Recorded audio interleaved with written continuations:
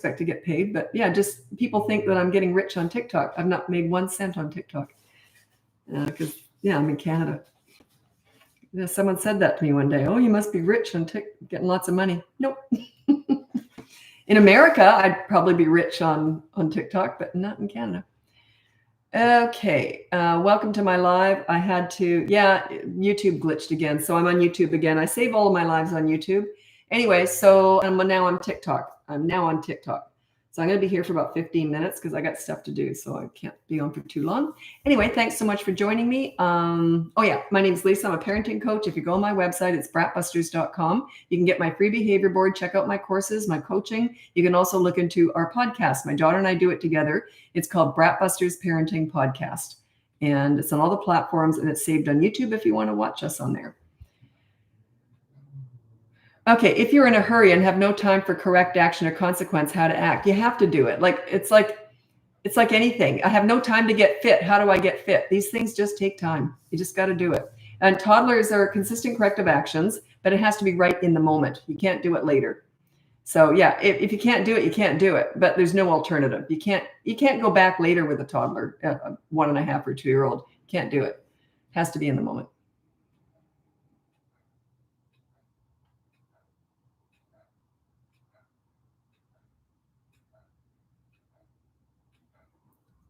I don't know what you mean by this. This is Blossom Nicolina. How do we handle preschoolers who innocently talk about girlfriends/boyfriends? It's just innocent talk. That's okay. I don't know what you mean by that. This brings up such a good point. One thing, I haven't talked about this in ages, but you know when your little kids get crushes and they start, you can just tell they just get a crush and they move on. They have a crush on someone else tomorrow, but they get a crush. Never, ever, ever, ever, ever. And I'm a horrible tease. I tease my kids all the time, but only if they were laughing too. I never teased about crushes because that's matters of the heart. Their heart is just as vested in that crush at 2, 3, 4 years old, not 2, I guess, but like 3, 4 years old and up. Their heart is just as involved in that crush as an adult's heart would be in a crush. So you would never tease an adult. No one would say to me, oh, I hear you like Johnny. Or I hear you and Keanu were dating. Yeah, I can fantasize. But anyway, but you get the whole point is that it's matters of the heart. If you tease children about crushes, they're not going to talk to you when they're teenagers. So that's why my kids talk to me when they were teenagers, because I never teased about a crush ever. If they said to me, oh, I really like this girl, I'd say, oh, that's exciting. Tell me, what do you like about them? How's that going? So yeah.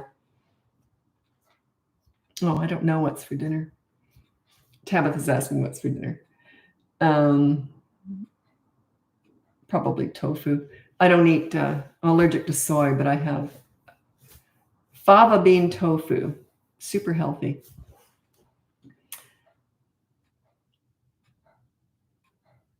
Someone says, I'm working on myself at the same time trying to raise them. Raising them is all about working on yourself. So yeah, you work on yourself, your leadership skills. Once you get things sorted out with your kids and you get really good at enjoying your children, life tends to get easier anyway. No matter what else is going on in your world, at least you can get that sorted out. So yeah, this is about you. It's not about your kids. We're never fixing kids here. We're fixing and teaching parents, because I teach parenting. I don't teach teenagering or kidding. I teach parenting. You lead, they will follow.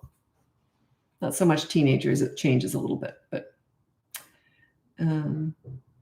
okay. My oldest is 18, and now we're going through it. I have 3 more, so you got 3 more to follow. I'm going to read out my top 5 tips for parenting teenagers. It's by far my favorite age because they're so developed and smart, and they're great to talk to. I just love teenagers. Okay, and that's sort of my specialty. I used to mentor troubled teens, and I learned more doing that than working with any other age or kid. Anyway, taught me about patience like nothing else ever has.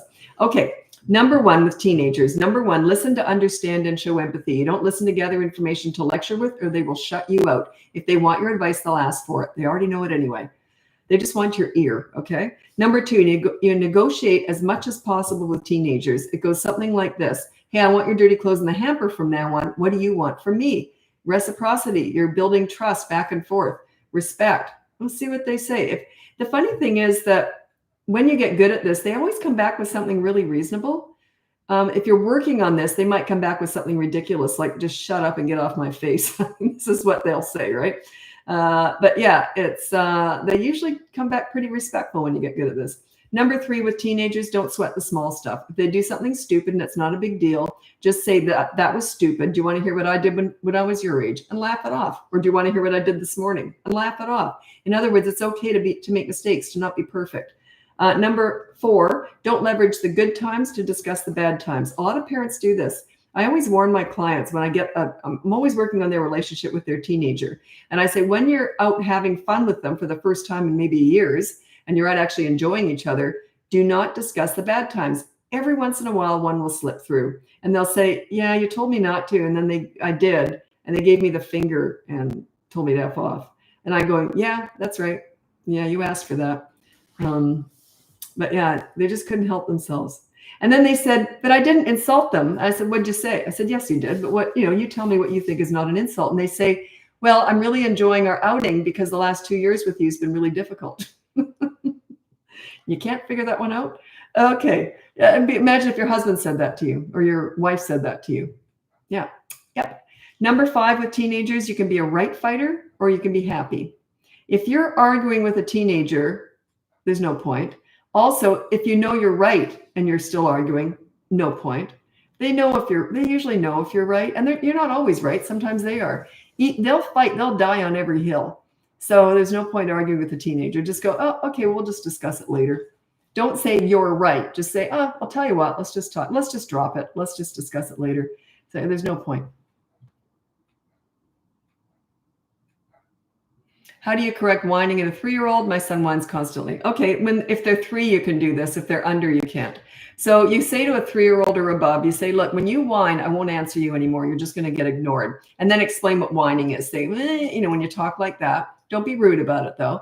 And then say, but you won't even know you're doing it because it can become a habit. So every time you whine, I'm going to touch my nose. That's because you don't want to talk to them when they whine, but you just let them know as soon as they start whining, you touch your nose and then you ignore them. And then you say, because I will never talk to you when you use that tone of voice. But then say, but if you talk nicely, I will answer you, but the answer may still be no. They often whine because they want the answer to be changed.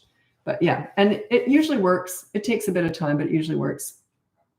You've helped me so much with my 2-year-old. I'm so thankful. I just give you information. You're the ones doing the work. So pat yourself on the back. Good for you. You got to put an age down if you're going to ask a question. And you have to put the age and the question together because I'm not going to scroll back searching who, you know what I mean? I need the whole thing. And by the way, whining is more of an affectation. It's not bad behavior. It's annoying as anything. Yes. Actually, it's the one thing I can't stand. Tantrums, bring it on. Doesn't bother me a bit. Whining. My fillings in my teeth vibrate. I hate whining so much. But yeah, I can't show it. You can never show anger, frustration, or disappointment because then you're not a leader.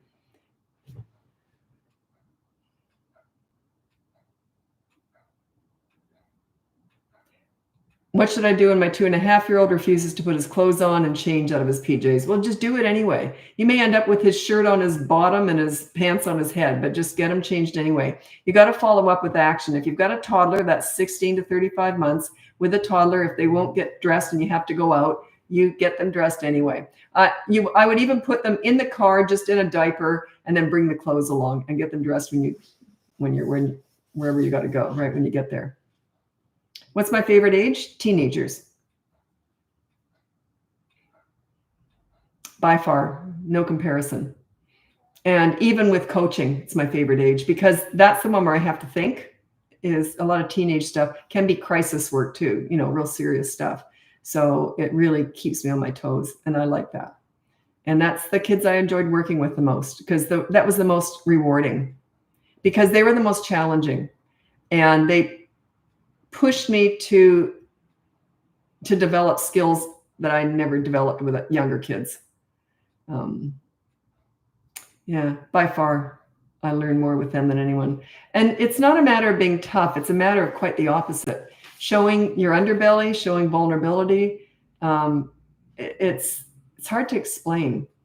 But yeah, it's my favorite age by far. It's interesting. I get hired by a lot of teachers, principals, and child psychologists because I couldn't do their jobs and they struggle with parenting. They're very different.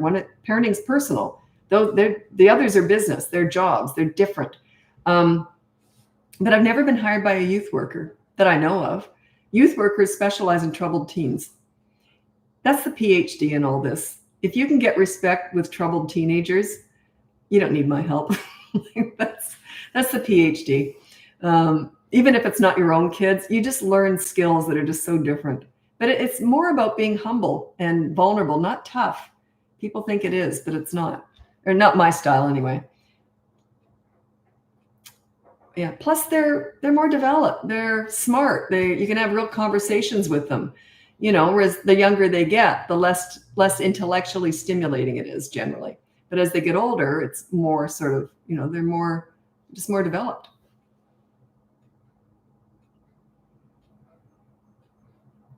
Plus, I'm very impressionable.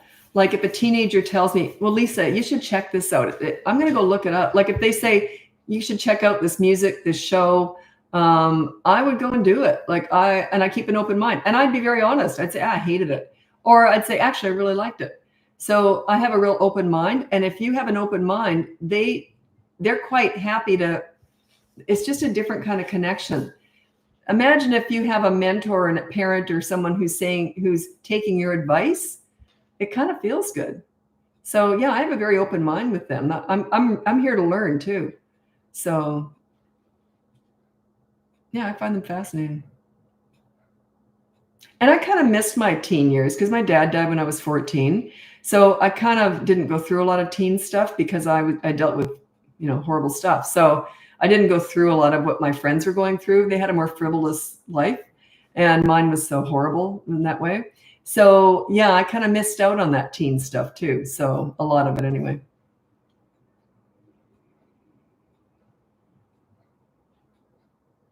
I have a hard time being a leader. I find myself constantly repeating the same thing to my boys, 7 and 4. Well, how's that working? If it's not working, give it up, find something else to do, check out my website. You might want to look into the course, the 3 to 12-year-old course. That's a 5-week program. It might help you. If not, just try the free behavior board or just keep watching.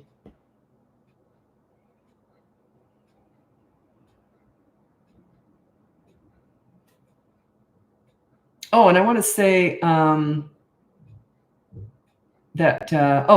just want to say here on TikTok that this is my biggest platform and I hit 900,000 a few days ago.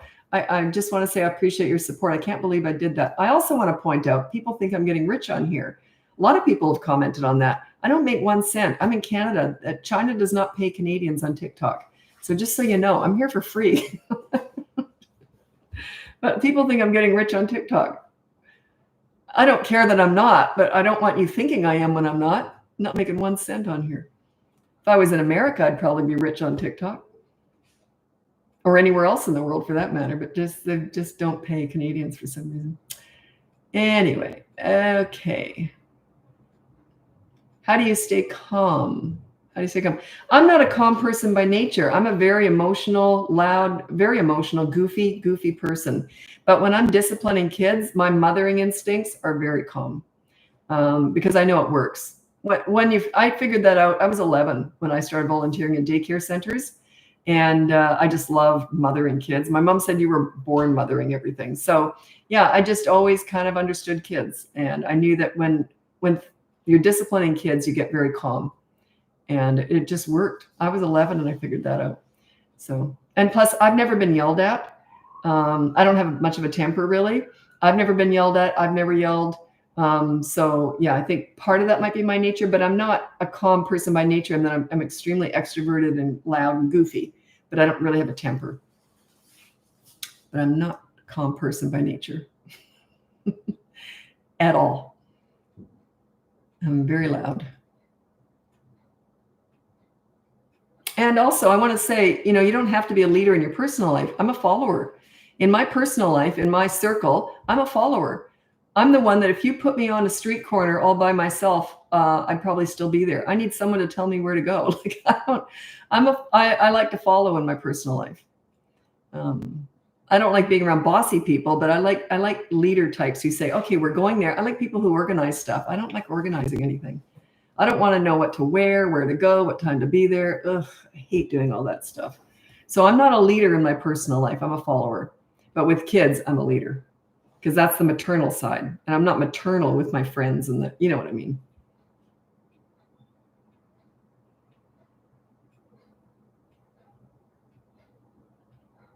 but I'm only a follower with people I'm close with. I just want to make that very clear. I don't follow people I don't like or I'm not close to at all.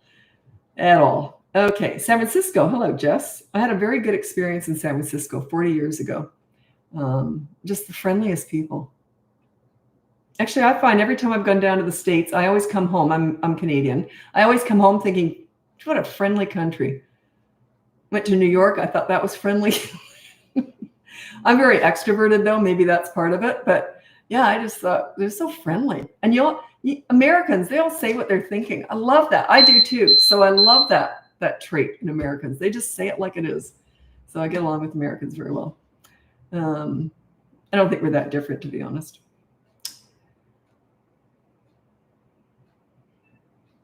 Okay, you heard my alarm just went off, so I really have to get going. Anyway, thanks so much for joining me. Check out my website. It's BratBusters.com. You can see my free behavior board. Come to Australia. That's where my kids are born and raised. I was there for 20 years. I love Australia. I am Australian and Canadian. Anyway, check out my website, BratBusters.com. You can check out my free behavior board, my courses, coaching, and you can look into our podcast. My daughter and I work together. We do the podcast together, and it's called BratBusters Parenting Podcast. We also save it on YouTube if you want to watch us do the podcast. Anyway, thanks so much for joining me, and I'll be back again soon. Happy parenting.